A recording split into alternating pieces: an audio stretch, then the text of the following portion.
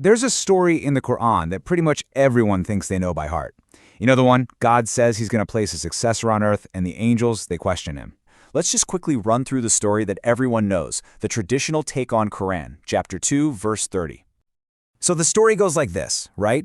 God announces he's putting a successor, Adam, on earth. And then the angels pipe up and ask, why? Why put someone there who's just going to cause corruption and shed blood while we're over here perfectly worshiping you? And God's response is simple and final. I know that which you do not know. Sound familiar? Of course it does. This is the version we've all heard 1,000 times. But here's the thing. This traditional story, it has a huge problem, a massive one. It creates a direct, head-on collision with an absolute unbreakable rule laid down somewhere else in the Quran. And here it is, from Surah Al-Anbiya, verse 23. The Quran states, crystal clear, he is never questioned regarding what he undertakes to do, but they are questioned. Let that sink in. It's an absolute. God is never questioned about his actions. It's a fundamental law of the universe he created. The questions only go one way, from God to creation, never the other way around. So do you see the problem?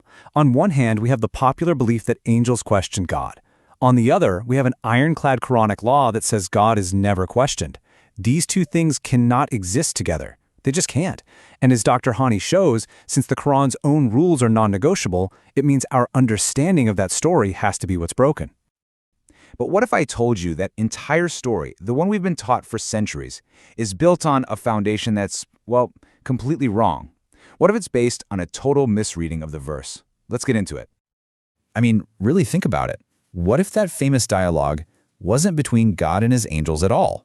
Get ready, because what we're about to unpack is going to challenge a belief that many hold as absolute. The evidence, straight from the Quran itself, points to a reality that's not just different, it's way more consistent. The real speakers were a group the Quran calls the Ba'uda. Now, Dr. Hani identifies this group as a specific faction from among the children of Israel, the Bani Israel, and they're described as a group known for creating division, for injecting harm, and causing discord. I show on the screen ayah 26 and 27, which clearly talk about the Ba'uda, those who rejected and reneged on their covenant with Allah. This context continues exactly in ayah 230, which is the subject ayah that we're discussing, which starts with إِذ, meaning when, so clearly continuing the same context. You see, this wasn't some debate up in the heavens. This was an objection coming from right here on earth. And how do we know this? The proof is baked right into the Arabic language of the Quran. The word ba'udha is on a specific linguistic pattern, fa'ula. And this pattern is used in the Quran to mean a group of something. A perfect example is the word hamula, from the same pattern, which means a group of load-bearing animals. So linguistically, ba'udha isn't just one thing. It refers to a group of people. It's undeniable.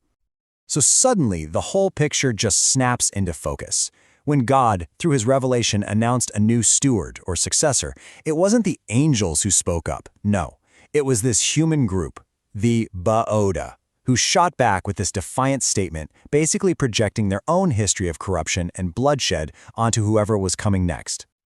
Okay, so we've identified the speakers. That's a huge piece of the puzzle, but it's not the only piece. The next step requires us to unlearn something else, something just as fundamental. We need to completely rethink the word Adam. Now listen closely to this. The word Adam in the Quran isn't what most people think it is. It's not the proper name of the first human being ever. Dr. Hani's Quranic methodology demonstrates that it works more like a variable or a title. It can refer to a steward, a successor, a leader, whoever is the key character in that specific context. It's not a static name, it's a dynamic role.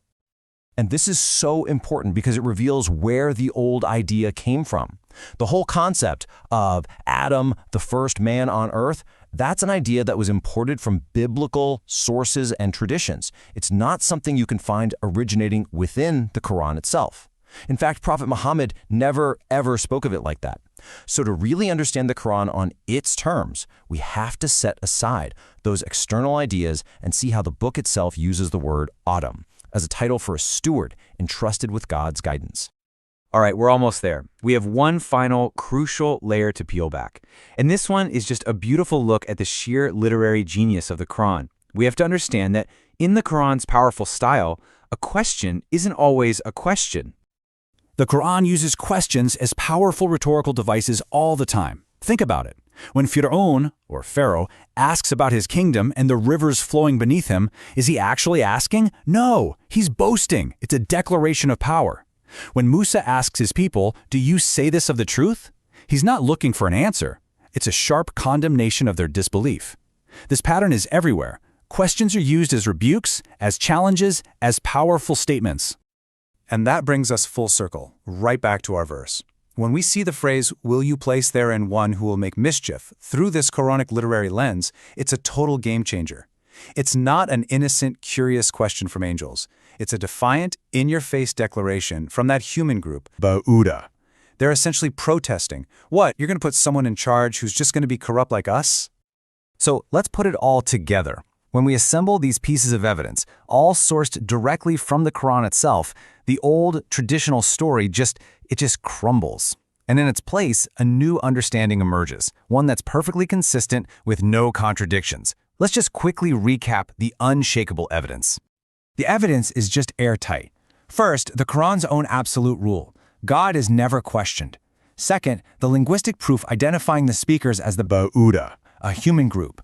Third, the real meaning of Adam as a variable title, not the first man. Fourth, the Quran's own literary style of using questions as declarations. And fifth, the fact that the Prophet himself never taught that angels questioned God. Every single piece points to one single conclusion. It wasn't angels asking a question. It was a group of humans making a defiant statement.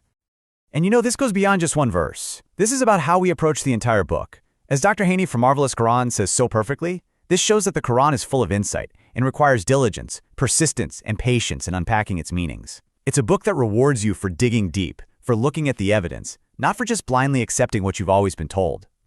And all of this leaves us with one last massive, unavoidable question. A question that, honestly, should give you goosebumps. A question that should echo in your mind long after this is over. How could so many interpreters, for so many centuries, teach that the angels questioned God, when the Quran itself states in the clearest possible terms that he is never questioned?